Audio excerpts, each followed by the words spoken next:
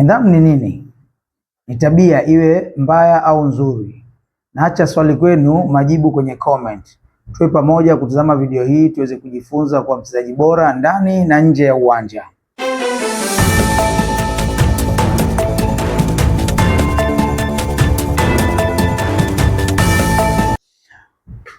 Mambo vipi? Karibuni kwenye channel ya Coach Babzola. Tuko pamoja na mada ya leo ni nidhamu. Hii ndio siri ya mafanikio ya kila mchezaji mzuri. Ziko aina nyingi ya nidhamu, lakini leo nitazigusia 3 muhimu. Nidhamu mazoezini, nidhamu kwenye mechi na nidhamu nje ya uwanja. Nidhamu ya mazoezini ni nini? Nidhamu ya mazoezini ni mchezaji bora huwa anafuata ratiba ya mazoezi bila kuchelewa wala kupinga. Hii inasaidia kuboresha ujuzi, uwezo na umakini kwenye uwanja, kwenye mazoezi. Asante. Okay, kitu kingine kizuri leo nataka ni wataje baadhi ya wachezaji 5 ambao nidhamu zao ni nzuri sana. Mchezaji wetu wa kwanza ni Aish Manura, ni mchezaji wa Tanzania, anacheza Azam.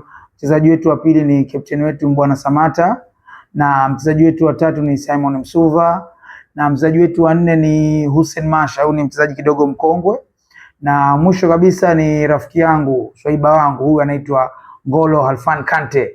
Huyu ni mchezaji wa Ufaransa, napenda sana nidhamu yake, ni mchezaji ambaye anajiheshimu na kujilinda.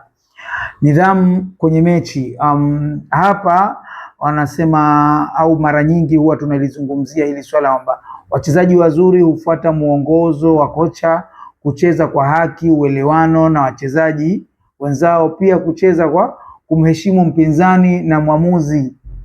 Unaelewa? Kwa hiyo hii ndio inafanya mchezaji anakuwa na nidhamu nzuri sana.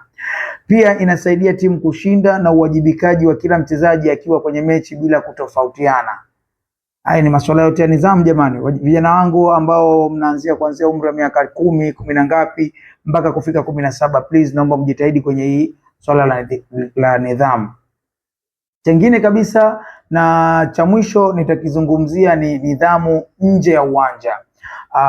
Wachezaji wenye nidhamu nzuri huwa na wakati mzuri hata wakiwa kwenye mazingira ya kawaida, yani majumbani na maeneo mengine yanayozunguka. Hii inatokana na tabia zao nzuri, vipi wamelelewa kwenye familia zao, vipi wazazi wao wamewalinda kuwa na tabia nzuri. Pia mwisho, baada ya kuzungumzia hizi aina 3 ya nidhamu, nitazungumzia mafanikio ambayo yanatokana na mtu kuwa na nidhamu. Hakikisha, yani sio mafanikio tu, yani ni ujumbe kwenu. Hakikisha unajitahidi kulinda tabia zako ili nidhamu yako iwe ya juu na upate mafanikio kwenye ndoto yako ya mpira pamoja na maisha kwa ujumla. Asanteni kwa kunisikiliza. Kama kawaida, msisahau kusubscribe, like, share na comment. Na leo nimekupeni swali, kwa hiyo naomba sana mulijibu swali langu, nipate comment kama zote. Nidhamu ni nini? Asante, muwe na siku njema.